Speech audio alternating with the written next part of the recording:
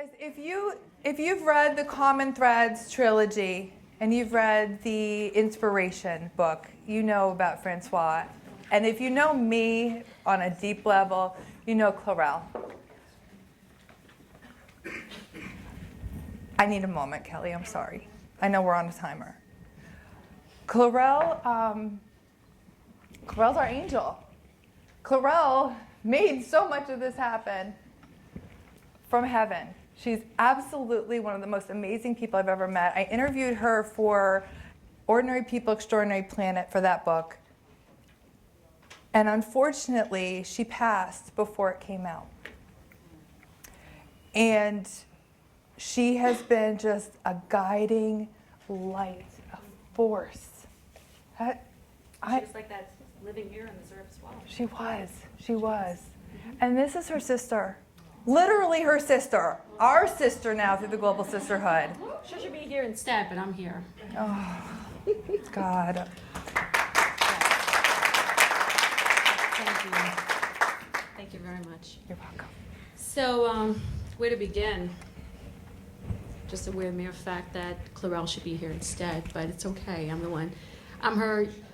I am the chosen one. Exactly. Yes, I am her you baby are. sister, and not only that, I look just like her. Yes. In a moment. Yes, you do. So, needless to say, Clarel, during Christmas, was having some issues as we were eating our Christmas meal. And she went to lay down on my parents' bed, and I went to tease her thereafter, as I had to, because I was her little sister. That's what I did best.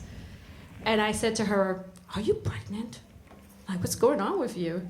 And then she goes, "No, my stomach is just hurting," and this and that. And then we started to laugh and just enjoy a good conversation. And then she resumed back to her plate, and everything was fine.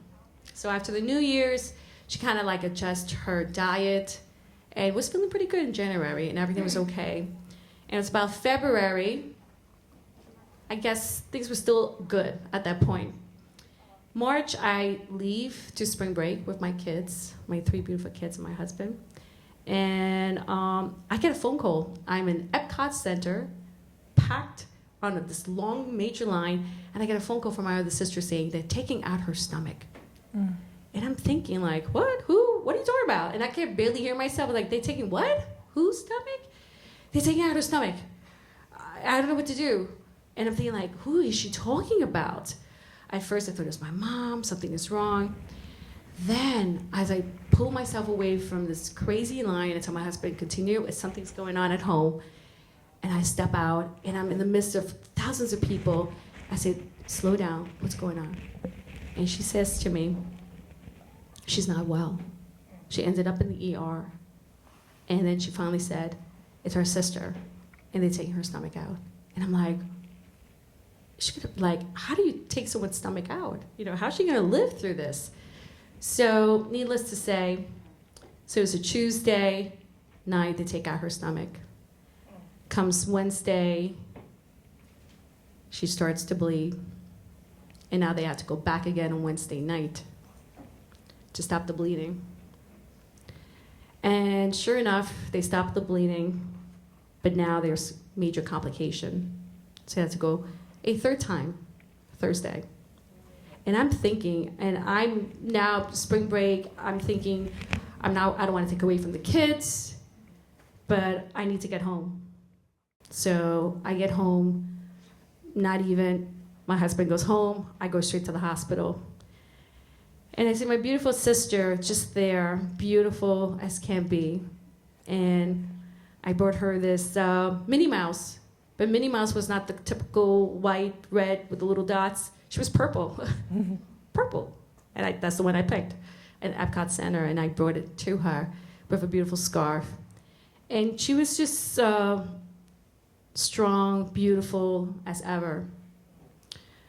But needless to say, after 5 months after that, my sister could not eat. She died at 66 pounds. Broke my parents' heart. They're still broken. They'll never be the same, Shelly. I know, honey. They'll never. it is so hard for my parents to see me because I look just like her. It's been really hard. It's been really, really, really hard. So at first I'm like, what do I say to you guys? Yes, I could talk about myself, but not the fact that I'm here and every time I say I lost one sister, but I gained 99 of you guys, you know? So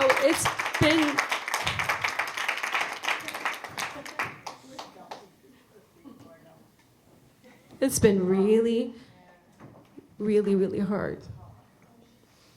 It was very painful to see my sister die like that. I never want to see someone die like that. My eldest was with me when we were at the hospice, and I am a hospice specialist.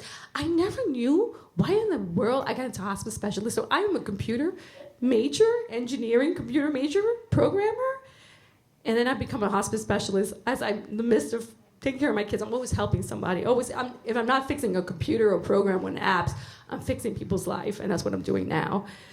So I knew why I became a hospice specialist, because I had to prepare my parents to let go of their daughter. It was the hardest thing I've ever done. And I remember, I knew 2 weeks in the hospice that I knew all the signs. And 2 days before, their hospice specialist came up to me and put her hands on my shoulders. She says, "It's time for you to be a sister now and stop working." And I said, "I know." My eldest in the back was with me, and her daughter as well. My parents just couldn't, for her last hours, they just couldn't be there. And we played games. We played categories. We were playing games. We were laughing, laughter. I mean, to the point that I think we were going to get kicked out of the hospice place, but we didn't get kicked out. But I think she needed to hear that laughter, especially with her youngest daughter, who's 16. And so my talk is to tribute to my sister. What I do is I change lives. I'm a hospice specialist. I can only tell you that through everything I do, every one of you, all your words have aligned so beautifully. It's an affirmation to what my sister started with Shelly. She's not here, but all of you are her. And I like to introduce you to her. Does it just click? Okay. I'll go back to these in a moment.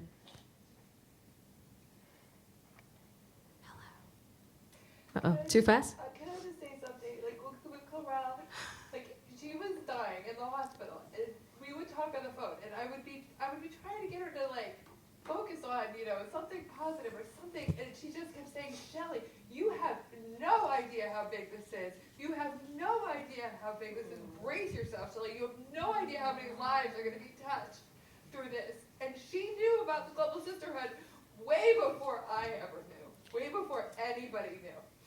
Absolutely. Absolutely. The last word she said to me, I remember 2 weeks before she passed away, she says to me, "I need for you to be so there for me." And she goes, "I don't know how you do it." And I'm like, "What are you talking about?" She goes, "You're just so giving and so loving." And before she died, she said she's sorry. And I'm thinking, like, what are you saying sorry for? You're an amazing big sister.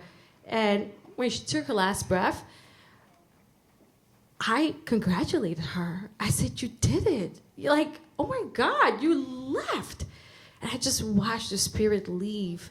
And this beautiful vehicle stays here, but your beautiful self is everything. It's everything. Let me get to her picture. So this is everything.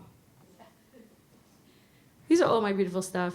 This is a beautiful hospice picture. The beginning and the end. And that's really not the end, it's the beginning, right? You all know that. That's my sister.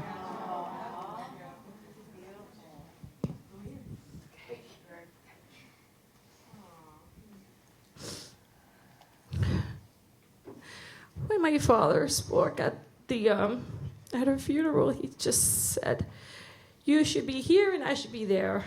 It's just unnatural, right? But that was our purpose. So this is Clarelle.